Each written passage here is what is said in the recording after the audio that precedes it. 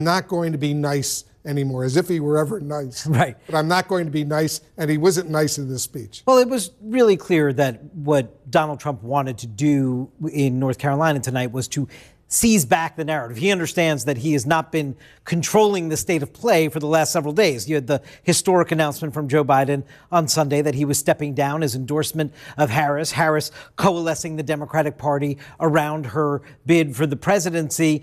And that just was consuming all the oxygen. We know Donald Trump is not a big fan when other people are consuming the oxygen, because that means he's not dictating the state of play. So the goal here, and I think he just tipped his hand off the top, was to get that back and start laying out how he plans to run against Harris, certainly by looking at her record of policy proposals from back in the day, but also obviously, as he and his allies have indicated, her assignment by President Biden and this administration to be involved with some of the root causes of the immigration problem is clearly going to be something they keep going at her with front and center, given how important the immigration issue is.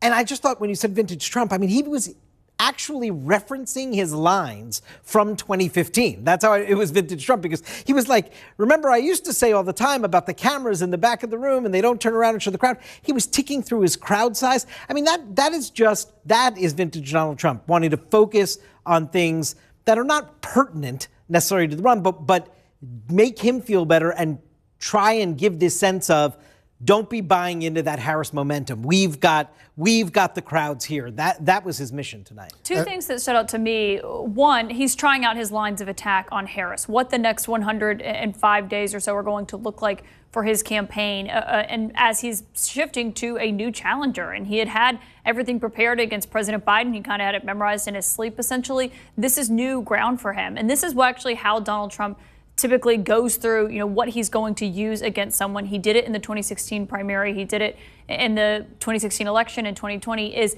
he'll try out lines at his rallies and see what gets the most audience reaction and appeal and applause. And that is something that he'll adopt and you'll start to see more of. He's been going crazy on social media against Harris ever since it was very clear that she is going to be the one challenging him this November. So expect to see more of that. Also, he's mispronouncing her name multiple times. That is something we've seen a lot of Republicans do who do know how to pronounce the vice president's name. The other thing that stood out to me, though, Wolf, was I don't think that we have seen Donald Trump connect his attempted assassination, which he was just recounting right there, to when people and Democrats and his political opponents often say he's a threat to democracy. Now, he himself has said that about President Biden, trying to turn the tables around on him.